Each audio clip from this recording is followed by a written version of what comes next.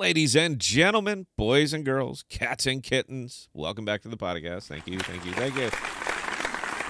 Welcome to the suck. That's where we're at right now. Is simply welcome to the suck because of this right there. That's your Bitcoin over the last few days, and you notice how it hasn't moved. I mean, effectively, it hasn't moved at all. This is velocity of money. Now, we talk about it on here, and I understand that it doesn't play well in crypto. People don't care, all right? They don't really want to understand economic fundamentals. It's psychic money. You just want something to happen. You want it to go up. You want it to go down. Just do something. Memes start coming out, poke it with a stick. Yeah, yeah, yeah.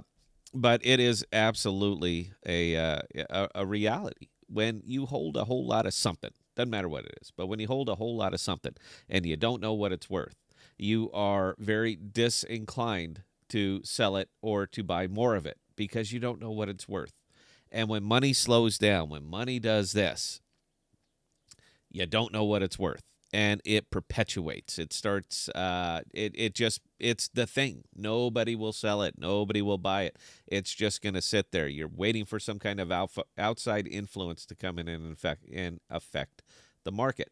Now this hits Cosmos really, really hard. This hits most of the alt networks very, very hard because most of them are inflationary in one way or another.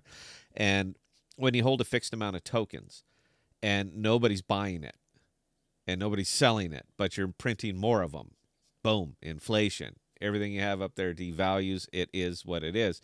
And as long as it's still pegged to the dollar, and I know we don't like to talk about that here in the crypto world, but the fact is that our worths are literally determined by the dollar. So that's how we measure how we're doing with it.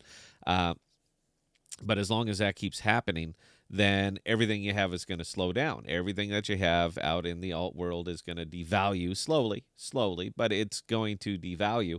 And again, will make you very, very disinclined to buy more or sell any of it because you don't know what the hell it's worth. Now, I'm in pure capital extraction mode.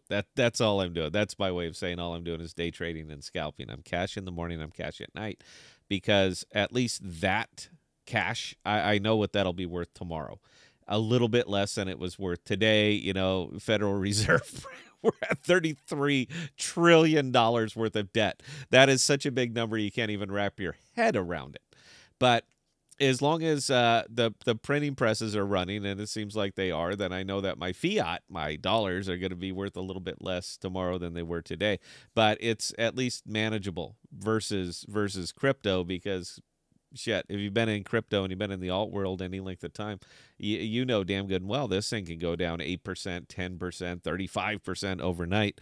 So when you get a slow market, velocity of money is just really, really bad. Cash is king, and that's kind of where I live. I may miss some pumps on some things, but I'm not terribly concerned about that. It's not about making money right now. It's about preserving capital and just trying to ride it out until we actually get a catalyst here to spike this thing one way or another. And again, look, man, as long as it stays like this, and it wouldn't surprise me even a little bit to see a nice Sunday bleed off like we typically have. But as long as it's like this, man, every minute that passes, every moment that passes, your alt tokens are going to be worth a little bit a little bit less because more of them come into existence. Now, a couple of them are defying it. That one there. This one is defying it just a little bit, not monstrously, but just a little bit. It's kind of standing out, but not much else in Cosmos is really, really moving. And I'll tell you what, man, it's starting to be a concern. I took a little flyer, not a big one, but I took a little flyer right there, just to see if that thing will move a little bit. Not because I love Adam, I don't, but because if it goes up or down a penny, I make about $10 or lose about $10. And the big ecosystem tokens, when it slows down like this, I'm more comfortable in them. I'm just more comfortable in them because they don't move fast. And that's all I'm looking to do right now, is just make a little bit. I just want to have a little bit more tonight than I had yesterday. Or I'm sorry, than I had this morning. And that's all I'm looking for. So it's tough, man. That's all I can say about this one is it's tough. And I understand that the technical analysts are just having a field day right now. But you know what? That I think folks are starting to see that the emperor has no clothes on those guys, and they're starting to get mocked and ridiculed a little bit, as they should be. Uh, because the one thing you can be sure of is that they're wrong. I mean, that's it. The one thing you can be sure of when it comes to technical analysis is that they're likely wrong, and it's entertainment. So if nothing else, you keep people entertained, and that seems to be good enough. But yeah, man, look, I'm not overly concerned, but I am a little bit. I'm not overly concerned, but I am moderately concerned. I managed to hit a couple. I managed to hit a couple nice little spikes.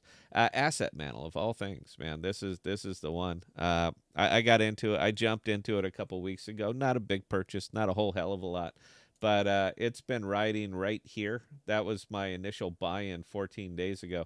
And I've just been pulling off the top when it goes up. I'm that guy. I'm that dick that for some reason will always make these things happen right there. Just these little fall-offs when I realize some profits.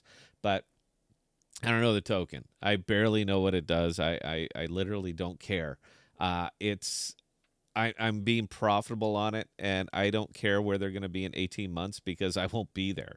So I'm indifferent. As long as it continues to go up, I'll stay in it and I'll realize profits. As soon as it starts to bleed, I'm out because again, I'm not this guy. Not right now, man. Not in this market. It's like I said, double tough. Yeah. So. I mean, I wish I had some more positive words for you guys. I want to plant flowers. I want everyone to be excited about, oh my God, we're all going to make money.